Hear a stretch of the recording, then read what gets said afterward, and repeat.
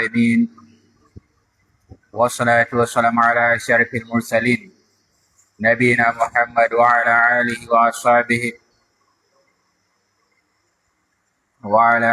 وأصحابه ومن تبعهم بإحسان إلى يوم الدين. أيها الكرام أحييكم بتحية الإسلام الطيبة المباركة. السلام عليكم ورحمة الله تعالى وبركاته.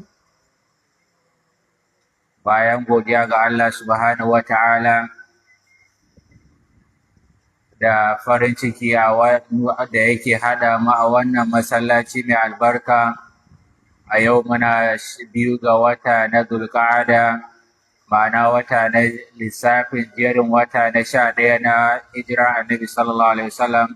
1447, wanda ya daidai da 19 ga watan 4 na shekara ta 2026. Muna ƙara lale marhaban da 'yan uwa da haduwa wannan masallaci mai albarka na Sautu Sunna a cikin wannan uwa ta Tudun Yola don ci gaba da gabatar da wannan littafi mai albarka mai suna Fannu Ta'amul Baina Zawjain, littafin da ke kawo mana wasu bayanai da suka shafi zamantakewar iyali don samun haɓaka da ci gaba mai ɗorewa a cikin gidajenmu da unguwanninmu, da kuma samun farin ciki da kuma samun kaiwa ga gaya ta shi mu'amala ta zamantakewar auratayya tsakanin mai gida da iyalinsa. In ba a manta ba, karatunmu na baya satin da ya wuce mun yi karatu akan haƙƙi da ya kamata iyali ta kula, wanda kada ta takaita ko ta zamana ta yi sakaci wajen kula da wannan haƙƙi na mai gida. To yana da kyau mun jero haƙoƙi da suke wasu daga cikin haƙoƙi da iyalai suka haɗu a kai tare, miji da mata kowane yana da buƙatunsu, kowane haƙƙi ne ya kula. Mun kuma kawo wanda yake haƙƙi da ita iyali wannan haƙƙi ne khasun akan mijinta, wannan kuma haƙƙi ne da ya taƙaita ita kaɗai wadda aka ɗora mijinta, kowane da bayani a cikinsa. Mun yi bayani ko menene haƙƙi ma me matanmu ko iyalanmu suka fahimta akan haƙƙi, menene haƙƙi kuma menene abin da yake bambancinsa da ihsani a cikin zamantakewar aure. Mun ja hankali sau da yawa musamman iyayenmu mata sukan haɗa abubuwa guda biyun, sukan kasa bambance wannan haƙƙi ne wannan ihsani ne. Abin da yake na ihsani shine na kyautatawa wanda yake ƙara danƙon zamantakewa da kuma ƙara samun lada da ɗaukakar matsayi a wajen mai gida da wajen Allah Maɗaukin Sarki, da kuma ke samun kyakkyawan ƙarshe. Kuma wajibi shine wanda yake ba wajibi ne a sauke, in ba a zo da shi ba ana za a iya nema da shi har ya kai ga wani lokacin a nemi hukuma ma akan wannan haƙƙin. Wannan shine haƙƙi. To akwai wasu haƙoƙi mun ɗan yi bayanai dai alhamdulillah a sati da ya gabata. Yana da kyau 'yan iyayen mata su ka iya bambance wannan haƙoƙin, kai hatta mu iyaye mazan ma wanda ba ma fahimtar wannan haƙƙi ne, kar ka ɗora iyalinka abin da ba haƙƙinta ba ne, ka fahimci cewa wannan in ta ya kamanta ne, an kyautata ne, kuma an nemi farin ciki ne, ba wai dan dole ba ne. Wannan shine bayanin da muka yi a satin da ya gabata. To daga cikin haƙoƙi da yake akan iyali aka ce takaita shine karatunmu na yau, za a ɗauko wani daga cikin haƙoƙin mai gida akan mijinta, shine haƙƙi na mu'amalar zamantakewa, haƙƙi na mu'amala tsakanin mai gida da iyali na sirri. To wannan haƙƙi ne akan mai gidanta ta kula da shi, kada ta takaita. Shine malam ya buga yace idza da'aki falabbi, idan ya kira ki zuwa wannan sauke wannan haƙƙi naki na mu'amala jinsiya, na mu'amala ta auratayya wanda yake gudana tsakanin mai gida da iyalinsa, to wannan idan ya nemi wannan haƙƙin nasa falabbi, ki ce labbaika wa sa'adaika, na yi biyayya, ba matsala, an gama mai gida, an gama, ranka shi daɗe, ba matsala. Falabbi ba wai da fatar baki ba, a aikace ki amsa, a aikace a ga haka, babu nagaji, babu wani uzuri, ba kaza, sai dai da uzurin da shari'a ta bayar. Akwai uzurin da kullum shari'a tana kallon maslaha, kullum shari'a tana duba wannan, saboda shari'a tana kallon halin mutum. Zai iya kasancewa ba lafiya, za ta iya kasancewa wani yanayi take, za ta iya kasancewa a wani yanayi, to in dai shari'a ta da wani uzuri to a wannan lokacin kina da uzuri. Amma akasin haka wani haƙƙi ne babba da aka ce la taqsiri al kada ki takaita a kansa, to idan ya nema falabbi ki amsa ya ke ‘yar uwa. Wannan yana da cikin haƙƙin mai gida da ya kamata malam kuma ya ware shi da yayi babi a kansa saboda muhimmancinsa. Lalle da yawa malamai suna bayani akan wannan babun, ko in aka tafi ɓangaren zamantakewa gurare da suke nasarar wadda suke kula da mu'amala ta zamantakewar iyaye mata, ƙorafe-ƙorafe, karɓar wasu abubuwa na ƙorafi, za a ga irin waɗannan abubuwan suna taka rawar gani. Iyaye maza suka yi ƙorafi da yawa daga cikin iyalansu, wasu sukan nemi iyalansu da irin wannan buƙatar amma iyalan na sukan kau da kai. Kai ana samun wasu iyayen mata sai suna da buƙata ta requesting na wani abu mai nauyi a gurinka suke sauraron ka, a lokacin da ba su da wani ma suna ganin kamar alfarma ne. Wasu iyayen suna ganin sauraron ka a wani su biya maka buƙata kamar alfarma ne. To wannan yana iya kaiwa ga hatsari a zamantakewar auren. Akan iya samun tangarɗa masu yawa kamar yadda za a yi ƙorafi in tana mu'amala da mazajen da suke ba da fitawa, za ka ji suna ƙorafi da yawa akan iyaye mata akan wannan janibin. Saboda haka ya ‘yar uwa, babu ma'anan haƙƙi ne mai muhimmanci da malam ya ware ce in an kira ki zuwa ga mai gida ya kira ki zuwa ga shimfiɗa falabbi ki amsa, ba ra'ayi bane, ba wannan bane, haƙƙinsa ne wannan, ba ganin dama bane, ba wai ihsani bane kika yi mar, ba alfarma kike masa ba. Wannan muddin an ɗaura aure to wannan haƙƙinsa ne a kai, shi yake da dama. So da haka sai ki fahimci wannan, ki san yadda za ki ga kin sauke wannan haƙƙi nasa don ki samu rabauta a duniya ki da lahirarki. Malam ya ce idza da aki zaujiki, ya ke ‘yar uwa, idan mai gidanki ya kiraye ki ilal firash zuwa shimfiɗarsa, fala tarfudi lahu talaba, kada ki warware masa buƙatarsa. Buƙatar da ya nema kada ki jawo ya warware, ya fusata ya ma haƙura baya da buƙata. Tarfudi, kada ki warware, kada ki yanke masa ita, ki sa ya haƙura. In yana da buƙata to a lokacin ki amsa masa, kada ki warware masa. Wa iyaki, malam ya ce ana gargaɗinki, ana horarki, ana maki kashedi ayyabita wa zabana alaiki, akan wannan buƙata ya wari gari yana fishi a kanki. Saboda hatsarin haka za mu karanta hadisi zo a nan gaba. Ki yi taka tsantsa a kan wannan haƙƙi, kada ya zama ya tafi yana fishi a kanki. Domin ita su'ada ya ce fasa'idu, lalle shi wanda ya samu su'ada a gidansa ya rabauta. Fasa'idu wanda ya rabauta, man kanat lahu mar'atun, shine wanda ya samu yake da iyali, to wannan shine mai arziki.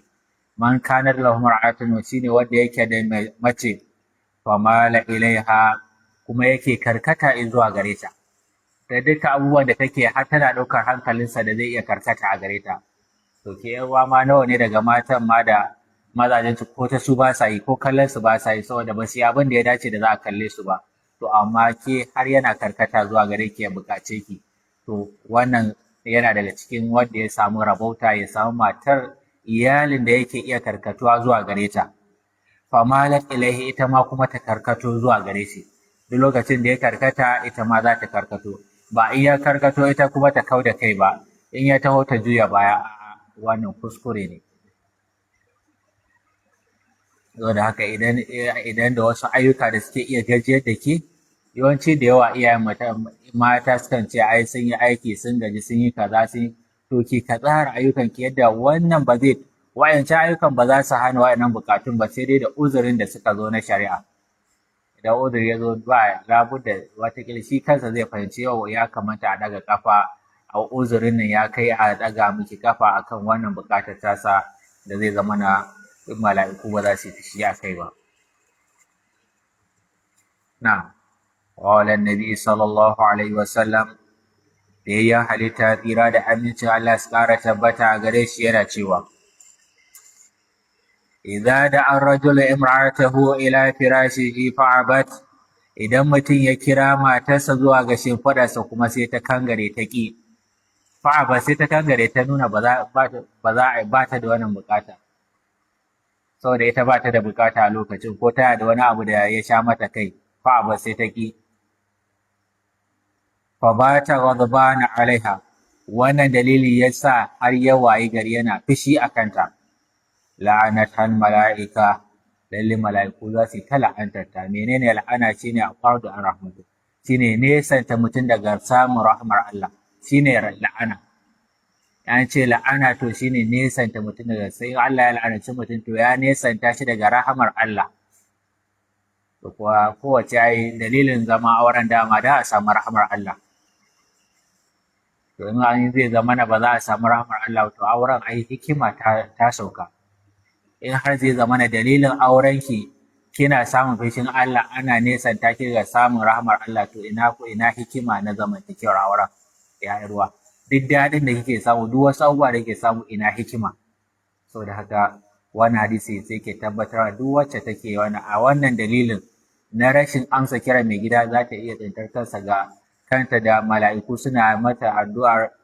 suna mata tsinuwa suna nesanta ta daga rahmar Allah hatta tusbiha har sai ta wayi gari ba sau ɗaya ba kenan haka za su ta mata wacce yadda ta ba ruwa ne yana kaza mai gidanta ita ma Allah ne santa ta daga rahmar Allah wa iyadu billah lalle wannan hadisi ya iyayen mu mata ko ya abokan karatu yana ƙara fito mana da muhimmanci da wannan da nauyi da girman wannan haƙƙi na zamantakewa na iyali da lalle mai iyaye kamata su kula da shi kuma su taka tsantsan wajen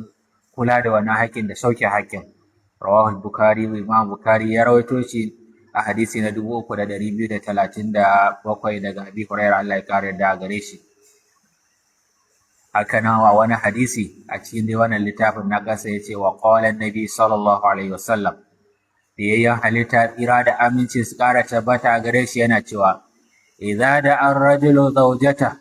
idan mutum ya kira iyalinsa li hajatihi saboda wannan saboda bukatarsa falta'atihi lalle ta je masa falta'atihi lalle tilasta amsa masa ta je masa wa in kanat ala tanur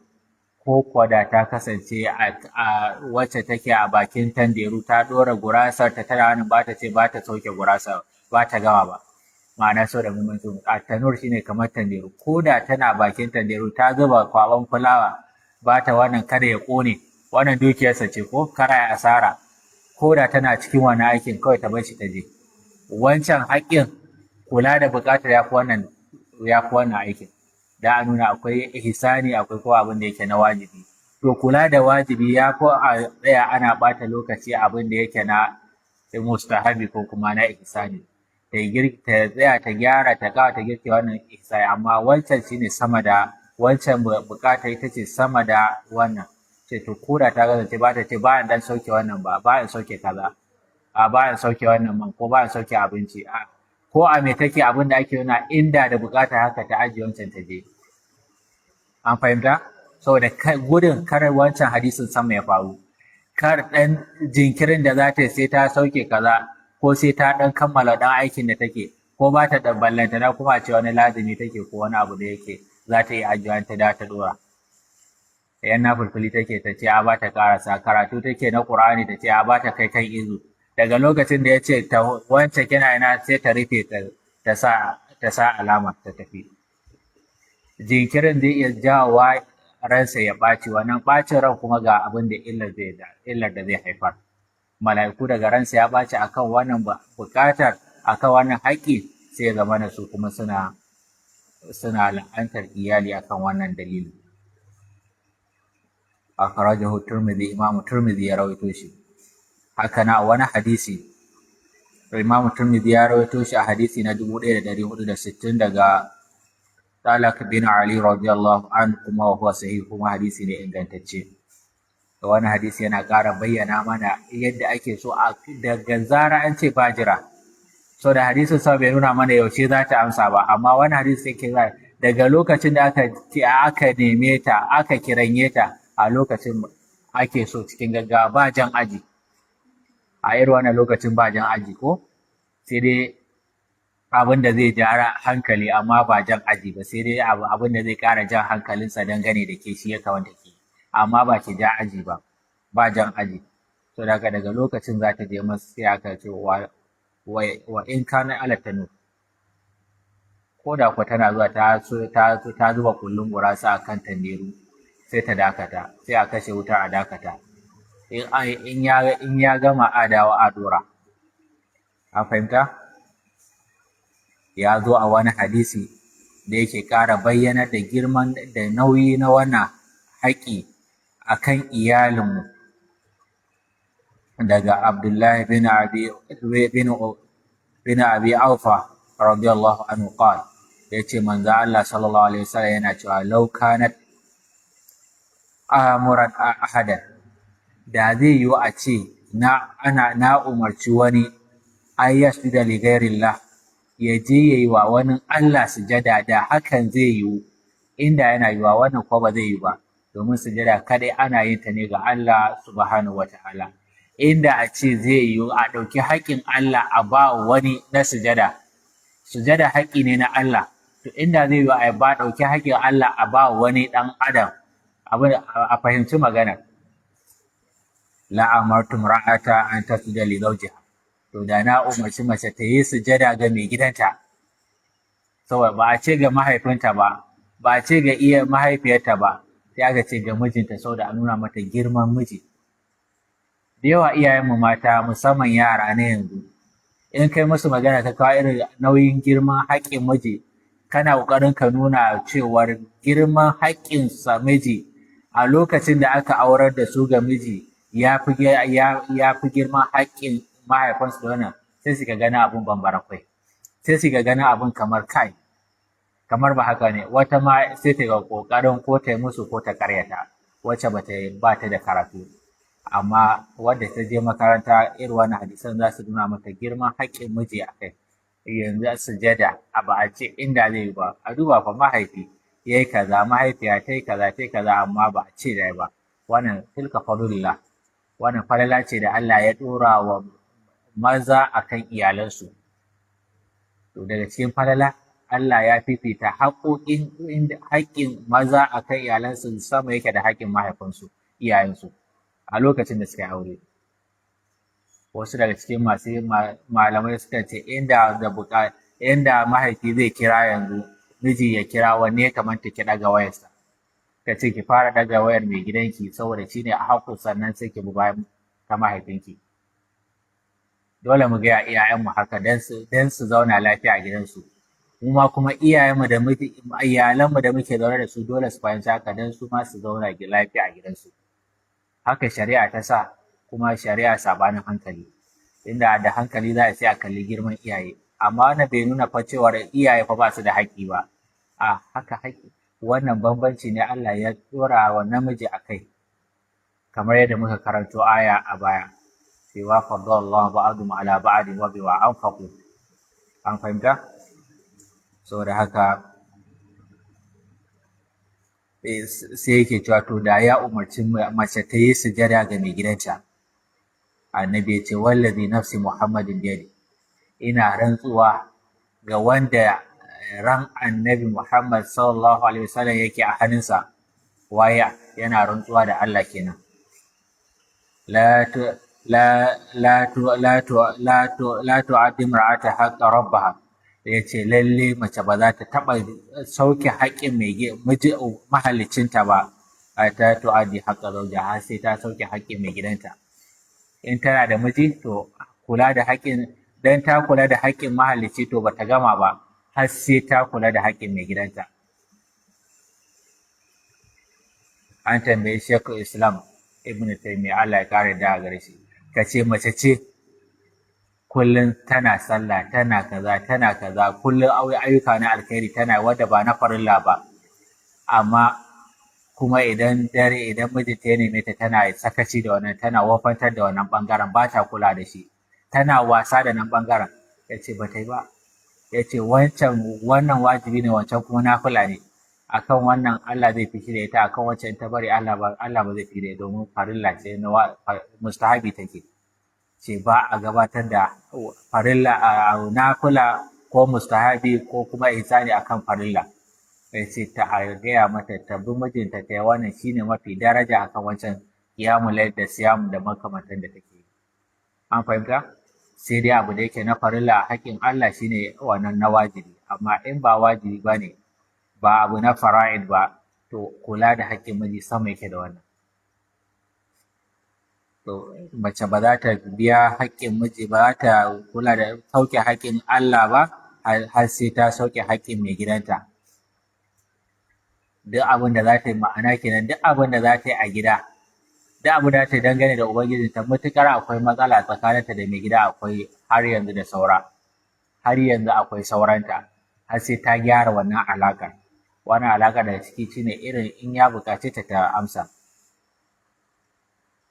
Annabi ya ce walau sa'alata nafsaha, ya ce kai da zai iya nemata ya buƙace ta, wahiya ala qatabin lam tamna'u, tana kan kujera ta naƙuda. Katabin shine kujera ta naƙuda. A ce ma'ana tana cikin halin naƙuda, tana kan dandanin naƙuda. A ce da hakan zai yiwu, a ce zai iya buƙatar ta, kuma daidai gurin shari'a ba ta hana ba, naƙudar ba ta zo ba, jini bai zo ba, a ce zai iya buƙatar ta, inda haka zai yiwu saboda girma abin, ya ce to da a nan ma sai ta amsa. Su iyayen mata sai sun fahimtar menene wannan, saboda su suka san naƙuda. Ba abin da yake tasar musu da hankali yake dugunzuma su, kuma suke ganin girman abin. Duka wani girman ciwo suna kwatanta sama da mai naƙuda. Duk suna kwatanta shi ƙasa da naƙuda, duk girman ciwo. Za ganin ai naƙuda ita ce suradi. Ya ce to inda zai wa irin wannan lokacin mai gida ya neme ta saboda girma abin, ba yana nufin ya neme ta a lokacin ba, ai shi ma ba zai yi ba, ko ba zai yi ba, amma ana nuna inda zai yi a daidai lokacin sai ta amsa, sai ta ce labbaika. Inda za ta iya amsa a daidai lokacin, za ta ce to gani mai gida. A daidai lokacin da take ƙoƙarin ta fara jin zafin naƙuda, ya ce kina ina, sai ta zo zuwa gare shi, inda zai yi. Saboda a nuna mana girma da matsayi na bin miji da kuma sauke wannan haƙƙi nasa. Mun ga wannan hadisi yana ƙara ƙarfi akan hadisan da suka gabata, da cewar babu uzuri sai dai uzurin da shari'a ta baya. Kuma yana ƙara bayyana da cewa ita mai uwar gida ta fahimci cewa ba ganin dama ba ne, wannan haƙƙi ne nasa, kamar yadda malamai suka tafi. Miji yana da haƙƙi a kan iyalansa a duk lokacin da ya neme ta, wannan haƙƙinsa ne ba haƙƙinta ba ne. Haƙƙinsa ne ba haƙƙinta ba ne. Ma'ana in aka tambaya ce shi a haƙƙin wane ne, miji yana da haƙƙi a kan iyalinsa a kowane lokaci, amsa za mu ce har sai da uzuri na shari'a shine wannan haƙƙin yake sauka daga a kanta. In uzuri na shari'a ya zo sai ya sauka da kanta, wallahu alam. wa qalat ummu, wata mahaifiya tana faɗa li bunatiha ga yarta, ai bunayyati, ya ke yata, ana ai bunayyati, ya ke yan nan tawa, tana kiranta. Idza da'aki zawjuki, idan mai gidanki ya kira ki, li firashihi falabbi, ya kira ki zuwa ga shimfidarsa, to lalle ki amsa, lalle ki je masa, lalle ki matsa ki azama. Fa inna talbiyata ragabati zawjiki, lalle amsa kira ko amsa buƙatar mai gidanki, to haƙiƙo laki thalatha fawaid,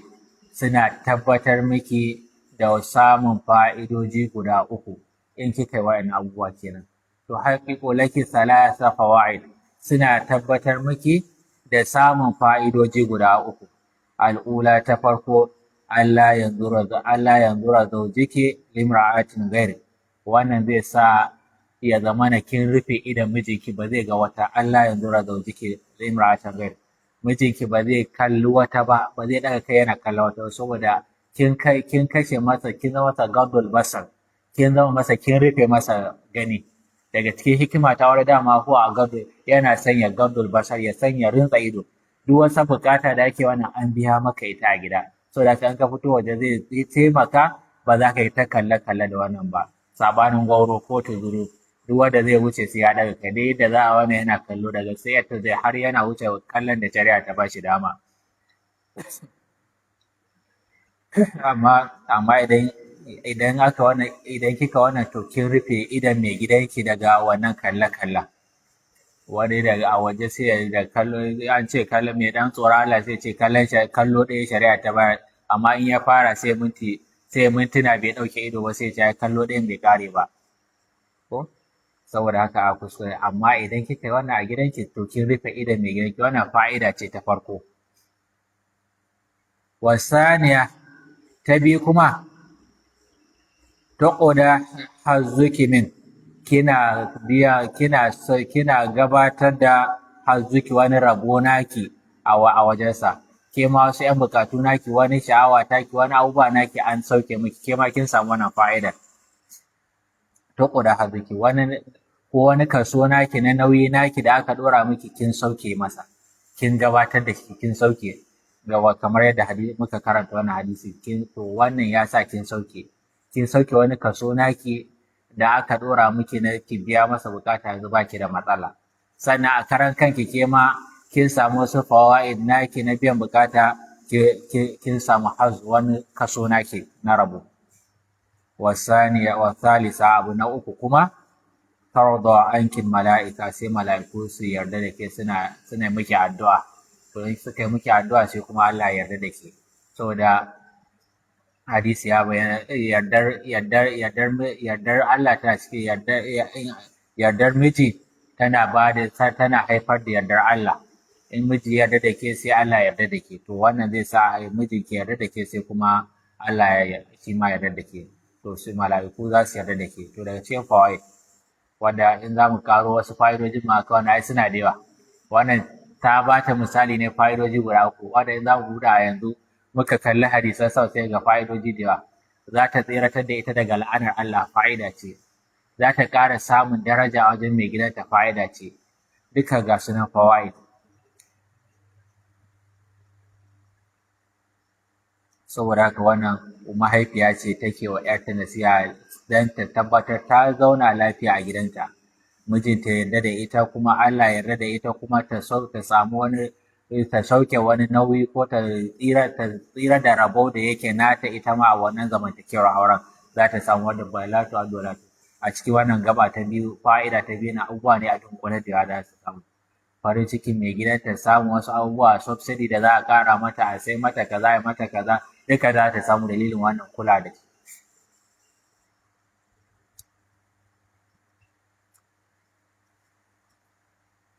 wa kanat imra'atun wata mace tana cewa min as-salafus salih daga cikin magabata na kwarai idza sallatil isha idan kika sallar isha qalat idza sallatil isha idan ta sallar isha qalat takace li zawjiha ga mai gidanta alaka hajatun fiya yanzu akwai wata bukata a gare ka akai a gare ni kana da wata bukata a gare ni fa in kanat lahu hajatun qadaha idan ya kasance akwai wata bukata da yake da ita sai ta tsaya sai ta biya masa wa in lam yakul lahu haja idan ko ba shi da wata bukata a wajenta tawadda'at wa qamatil layl sai ta alwala ta je ta tsaya da ta fara qiyamul layl kaga kenan qiyamul layl kenan biyan bukatar mai gida sama yake da bukatar da qiyamul layl kenan to da haka da ta fahimci haka to in tana da nafilfili sai ta fara tambayar mai gidanta kuma yana daga hikima hatta azumi na nafila ba na farilla ba shari'a ta ce in matuƙar mai gidanki yana nan ba za ki ta ce waye gari kawai kina azumi kawai ki ce masa azumi kike ba har sai kin nemi izinin sa neman izinin sa to ya san kira da wannan duk yadda zai kokarin ya kada ya bujuro da wata bukata tasa to zai taimaka masa ba zai bujuro da ita ba sai shari'a ta ce kada mace ta yi azumi alhalin mijinta yana gida har sai ta nemi izininsa. Duk da daraja ta azumi da annabi yake cewa a somuli wani hadisi yake cewa duk wanda ya azumci wani ne fi sabilillah, duk wanda ya azumci wani yini ɗaya saboda Allah, Allah zai nesanta shi daga wuta 70 karifan tsawon shekara 70 saboda darajar azumi. Azumin rana ɗaya kai saboda Allah ko tai saboda Allah, Allah zai nesanta ta da wuta daga shiga wuta, daga wuta a ranar alkiyama 70 karifan tsawon shekara 70. In ba irin wannan nasosin aka karanto ba, ba za a fahimci girman wannan daraja ta miji da Allah ya akan wannan haƙƙin ba,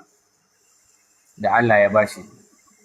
Haka qiyamul layl da darajojinta, in aka tafi babul qiyamul layl za a ga darajojin qiyamul layl, amma duk da haka kasa sake da wannan bukata ta ki kula da mai gidanki. Ashe kenan kula da wannan janibi, kula da haƙƙin mai gida wani abu ne mai muhimmanci ga a rayuwar aure, ga iyalinmu don samun yardar Allah madaukakin sarki da tsira kuma a ranar alkiyama. Saboda haka wannan shi daga cikin magabata, ko wata ta yi tambaya mijinta yana kaza baya sai ya ce to wata kina da matsala a mu'amala ta auratayya, ce shawara da zan baki ki je ki gyara mu'amala ki ta auratayya, ki ma iya yin wasu 'yan dabaru da wasu canje-canje a mu'amala ki ta auratayya, ki ga me zai faru. Kuma daga malamin da yake ba da fatawa ya je da ta canza sai ta zo take cewa akramakallah ai mai gida na fa bana ya ce za mu tafi aikin hajji, za mu kaza, so da yanzu ta gano bakin zara. Sau da haka kula da wannan yana ba, akwai fa'idoji da yawa a cikin kula da sauke wannan haƙƙin. Wallahu a'lam. To wannan shine ƙarshen babin da malam ya gabato mana.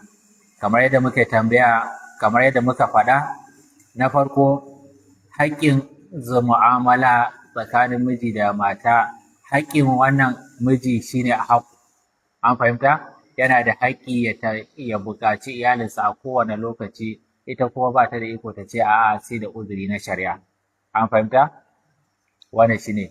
Kuma wanda suke ganin alfarma ne ko ko ihsani ne, daga wannan da darasi ya kamata iyayenmu sai su fahimta ba ihsani bane, tilas ne. Sai da wani uzuri, haƙƙi ne na wajibi da aka ɗora miki a cikin haƙoƙin aure, irin yadda aka ɗora masa haƙoƙi na ciyarwa da samun miki guri da wasu abubuwa wanda suke a ƙarƙashinsa da aka shari'a ta ɗora masa. Shi ma irin wannan haƙƙin aka ɗora miki, yadda wajibi ne in ya ci sai ya kawo miki kinci, in ya tufata sai ya tufatar da ke, in ya kaza sai ya miki, to ke ma a wannan lokacin haƙƙinsa ne ke da dama. A lokacin da ya neme ki baki da uzuri sai uzurin da shari'a ta baki. An fahimta? Wannan abu na farko kenan. Abu na biyu, shin da wasu daga cikin mata suna da'awa, suna ganin kamar cewar su ma suna da irin wannan haƙƙin gwargwadon akan miji. Ma'ana suna ganin cewar haƙƙin su ma lokacin da suke da buƙatuwa zuwa ga namiji, shi ma wajibi ne ya biya musu buƙata. Haka ne ko ba haka ba ne? An fahimci magana? Irin yadda miji yake da wannan haƙƙi na duk sadda ya buƙata a amsa, shin mace ma tana da irin wannan haƙƙin a duk lokacin da take da buƙatarsa sai ya biya mata buƙata? An fahimci tambaya? Malamai suka ce, jamhurul ulama suka ce ba haƙƙinta ba ne. Malamai sun tafi akan ba ta da irin wannan haƙƙi. Shi yana da haƙƙi, amma ita a wannan lokacin ba ita take da haƙƙi ba, na irin wannan yanayin na cewa duk da take so sai wannan haƙƙinsa ne, damarsa ce. Shi yake da dama a kai, in yana da buƙatuwa zuwa gare ta ya biya mata, in bai da buƙata a na lokacin ta yi haƙuri. Amma biya mata buƙatar menene hukuncinsa? Aka ce ihsani ne, kyautatawa ne, shi kuma a lokacin ba haƙƙi ba ne. Kamar an yi bayanin ihsani ko? Ya biya mata a lokacin da take da buƙatuwa zuwa gare shi, ya fahimci tana da buƙatuwa zuwa gare shi, ya saurare ta a wannan lokacin ihsani ne.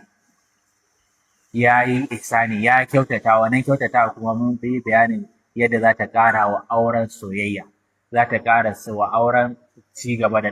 ɗorewa ko?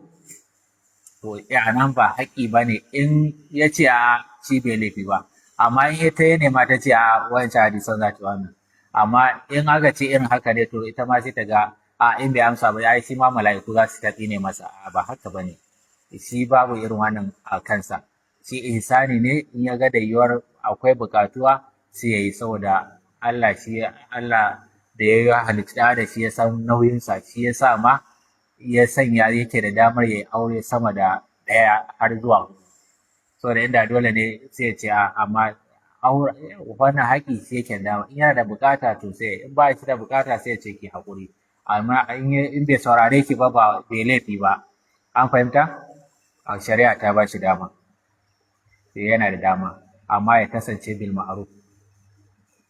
in yi haka to ya kyautata ne ya shiga a cikin mu'ashiruhunna bil ma'ruf ya kyautata ya yi mu'amala da ita da kyautatawa amma bai haƙinta ba ne sai ya yi wannan amma ita haƙinta malamai suka ce shine menene ya kwana a wajenta a ɗakinta shine haƙinta musamman idan ya kasance ba ita kadai ba ne kada ya tafi ta kwana a ɗakin wacce da ke kwana a ɗakin wannan ya ga cewa wannan ganin dama ne a shi kuma anan haƙinta ne ranar kwananta ya kwana a wajenta an fahimta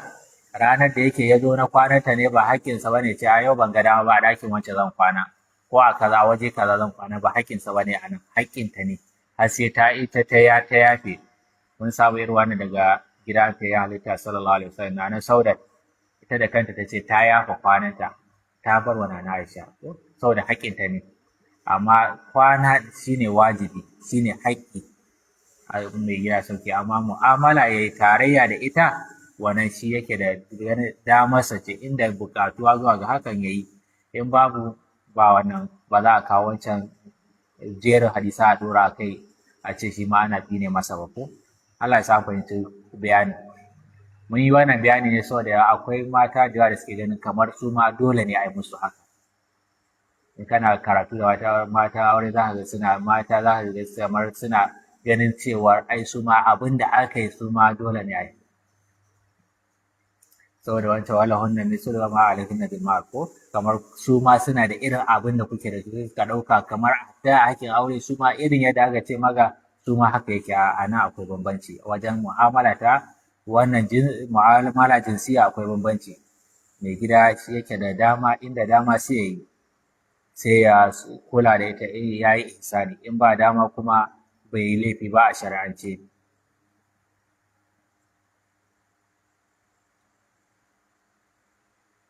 amma duk da haka malamai suka ce duk da wannan duk da damarsa ce aka ce to yajibu alal zawji ayyada a zaujatuhu bil ma'ruf ya kasance yana mu'amala da matarsa gwargwadon sanayya kuma ya biya mata buƙatar ta wa Allah ya durra biha kuma kar ya zama ne yayi abin da zai cutar da ita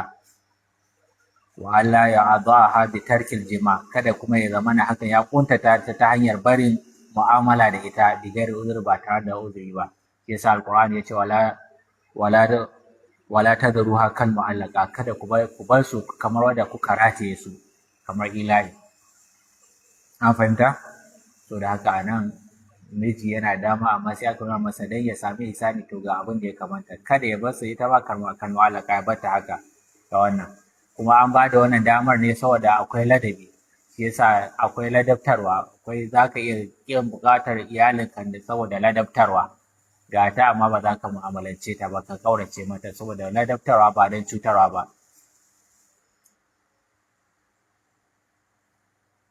ya zamana ba a bata ba don cutarwa amma an bata saboda cutarwa to akwai haddi za mu ji haddi yaushe ne ya kamata to wannan shine sai abu na biyu da za mu yi to shin da aka ce yana da haƙƙinta ne to akwai iya inda shari'a ta yi masa limit kada ya ƙetare bai kula ta ba ko da ta fuskar ladabi ko ta fuskar wani dalili da ya sa baya kusantar ta mutukar ba a uzuri na shari'a ko rashin lafiya da makamantansu ba akwai inda shari'a ta yi masa iyaka ko babu na sai a ce akwai malamai sun tafi akan cewa shari'a ta sanya wa duka namiji haddi iyakar kada ya ƙetare wata 4 ba tare da ya kusanci iyalinsa ba matuƙar ba uzuri ne na shari'a ba kamar rashin lafiya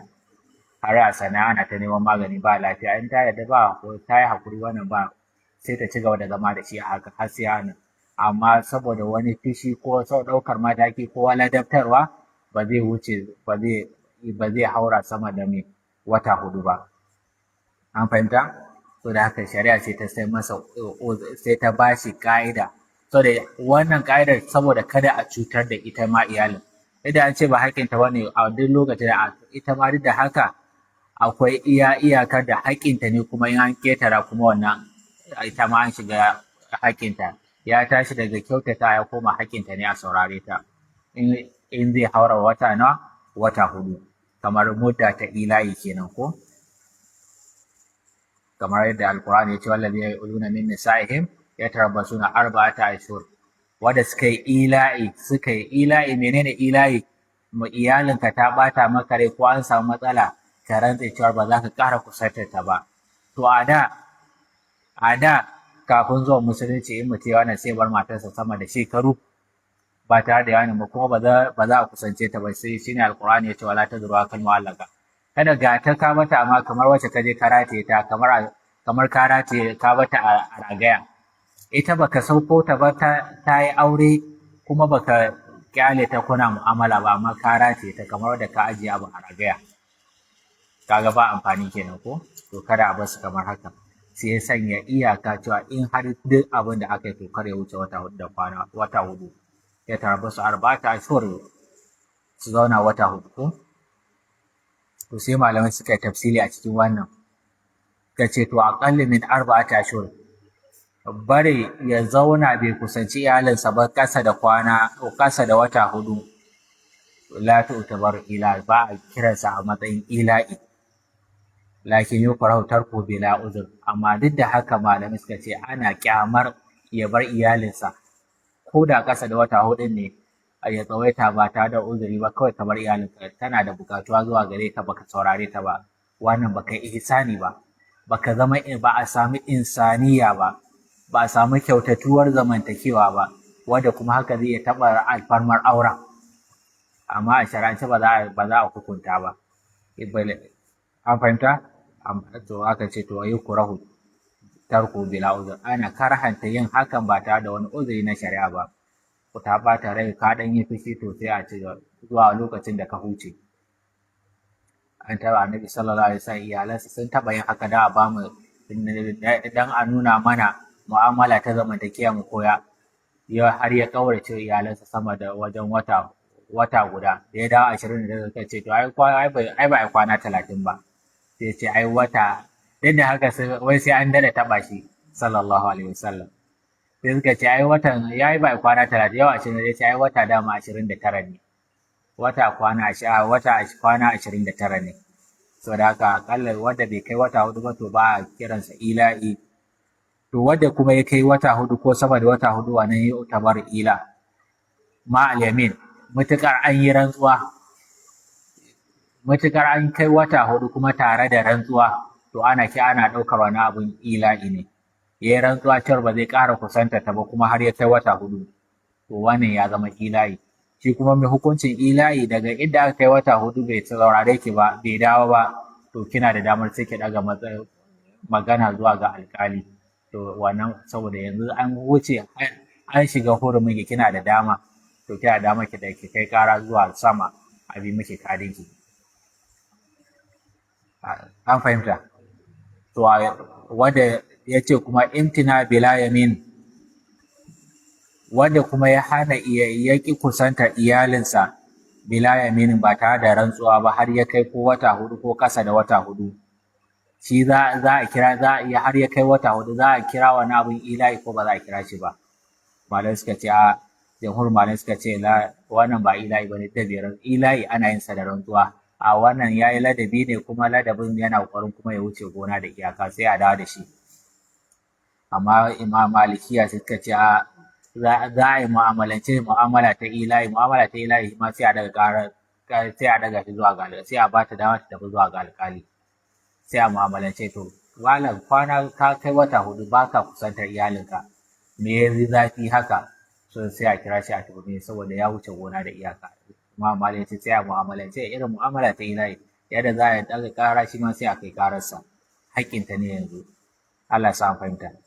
to wannan shine dan tambayi akan abin da ya shafi su iyayen mata da wanda suke da'awar ko haƙƙi suna da irin wannan dama, to ga irin wannan bayanan da yake a cikin wanda malaman fiqh suka yi bayani akai. Wallahu alam. Sai babi na gaba ko?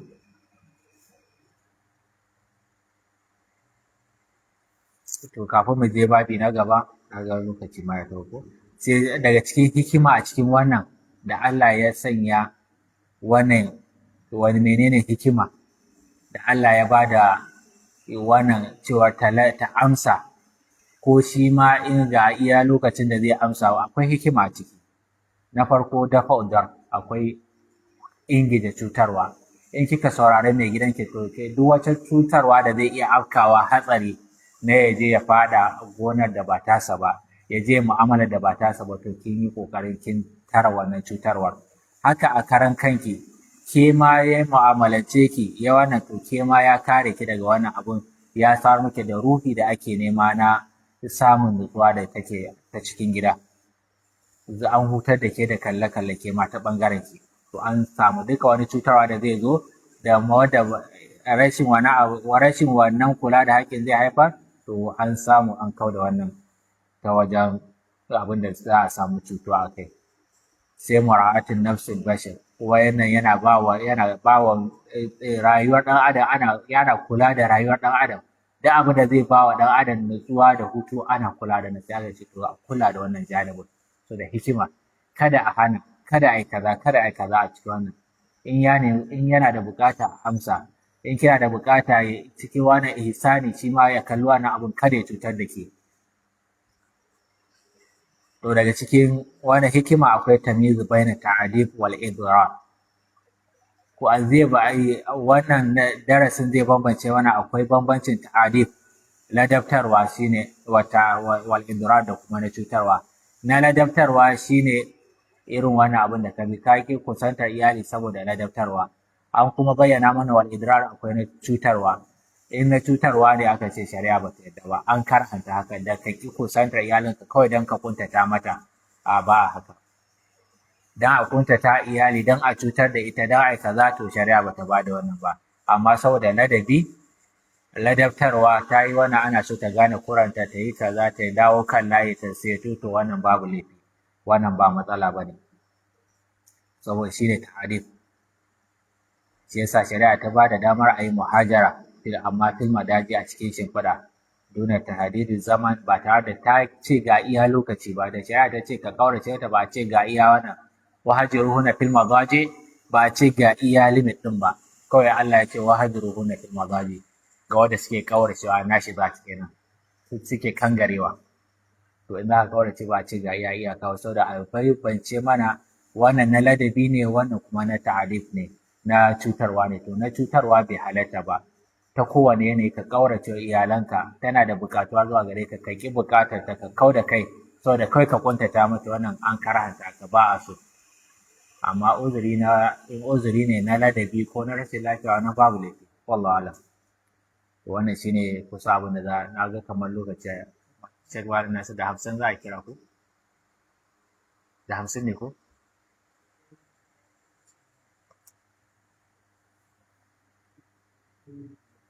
Insha Allah sai mu tsaya nan, saboda in mun shiga sabon babi ba za mu samu damar, ko sai dai mu shiga matsayin dan bako. Muna fata abin da muka karanta daidai, Allah ubangiji ya sa mu tare a cikin ladan. Allah ubangiji ya haskaka gidajen mu, ya sanya farin ciki da kwanciyar hankali. Allah ya ƙara haɗa kawukan mu tsakanin mu da iyalan mu. Wannan karatuttuka da muke, muna addu'a iyayen mu mata, Allah ƙara fahimtar da su wannan hukunce. Mu ma Allah ubangiji ya fahimtar da mu, ya ba mu ikon ayyuka da su. Allah ya wa zuriyar mu albarka. Duka haduwar mu da muke ana, Allah ubangiji ya saka kowa da alkhairi. Wanda suke kula da ɗaukar da gudanarwa a cikin wannan masallaci, Allah ubangiji ya saka musu da alkhairi, ya ƙara rayuwa albarka. Mu da muke haduwa, Allah ubangiji ya ƙara rayuwar mu albarka. Magabatanmu da suka rasu, Allah ya musu rahama. Wanda ake tare da su, Allah ya ƙara musu lafiya da zaman lafiya. Subhanakallahumma bihamdika, nashhadu an la ilaha illa anta, nastaghfiruka wa natubu ilayk. Wa assalamu alaikum wa rahmatullahi wa barakatuh.